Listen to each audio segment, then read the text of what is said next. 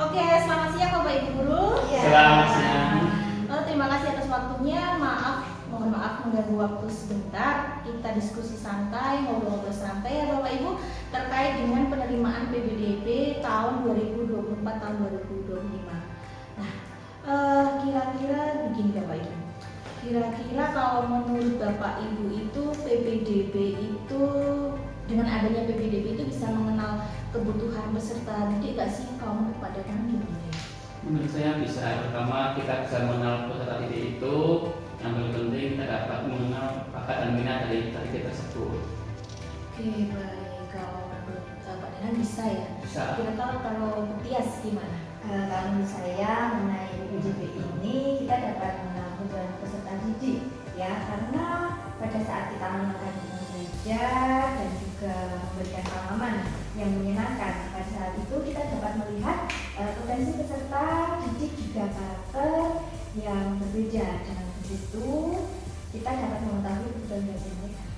Oke, baik. Berarti menurut Pak Danan sama Bu Tias berarti dengan adanya PBDB kita bisa mengenal kebutuhan peserta didik, gitu ya. Kita bisa dengan mengenalkan tempat belajar, kemudian dengan permainan-permainan yang menyenangkan. Nanti dengan di situ kita bisa mengenal karakter, kemudian minat dan bakat dari siswa tersebut, gitu ya. Kemudian kira-kira kalau besok kita waktu PBDB itu kita adakan tes Charleston di mana ya? Ketika nanti kita ada PBDB itu gimana? Kira-kira melakukan tes Charleston. Iya. Pada saat PBDB berarti seperti halnya membunuh karakter siswa Itu ya. karena anak dituntut untuk menguasai materi yang tidak sesuai dengan usianya. Itu ya bagusnya. Kalau Pak Danan sendiri begitu. Kalau Pak Danan sendiri gimana? Menurut saya untuk tes kalistung sendiri kelas 1 bukan wajibnya, karena anak kelas 1 tidak diwajibkan untuk menguasai kalistung. Dan jika diadakan tes kalistung itu nanti anak yang belum bisa kalistung mungkin bisa minder dan lain sebagainya. Jadi kurang tepat menurut saya. Berarti menurut Pak Danan sama Bu Husna ketika besok kita adakan PBDB kemudian kita adakan Charleston kurang tepat ya? Kurang tepat. Karena mungkin bisa jadi anak itu yang belum bisa jadi takut, minder, bahkan nanti malah bisa jadi nggak sekolah ya? Iya. Oke.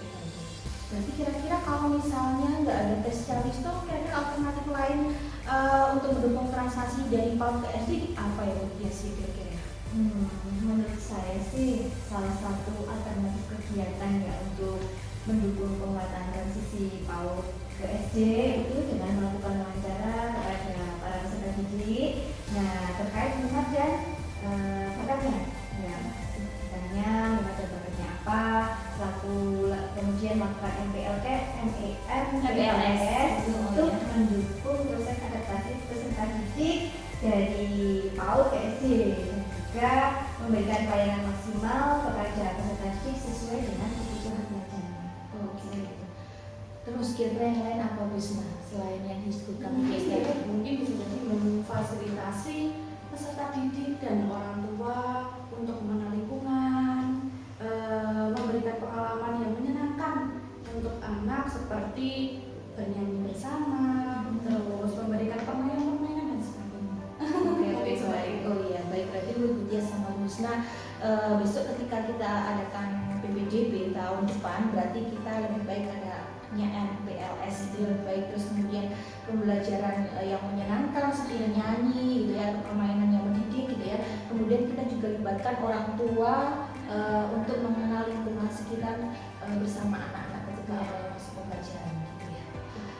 Oke, baik, terima kasih atas diskusinya hari ini. Semoga dengan adanya diskusinya dari Bapak dan Ibu Guru semuanya bisa membawa maju SD Negeri Balirjo lebih baik lagi dan lebih berkembang lagi. Oke, terima kasih ya semuanya ya. Iya. Assalamualaikum warahmatullahi wabarakatuh. Saya Gati Destiani dari SD Negeri Balirjo, Kecamatan Telogomulyo, Kabupaten Temanggung, Jawa Tengah.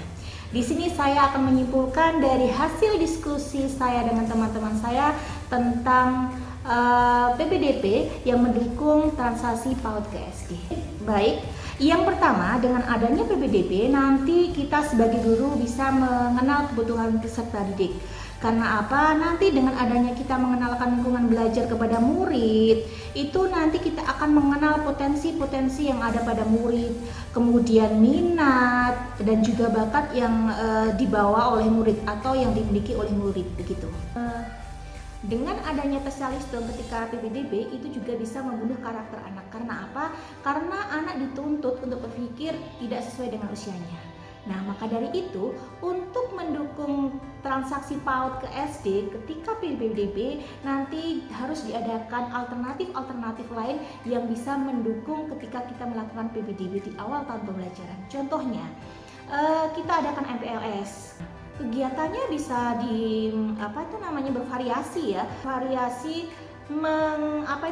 memodifikasi berkenalan itu dengan permainan. Misalnya anak diberikan seperti bangun-bangun geometris seperti persegi, segitiga, lingkaran dan lain sebagainya.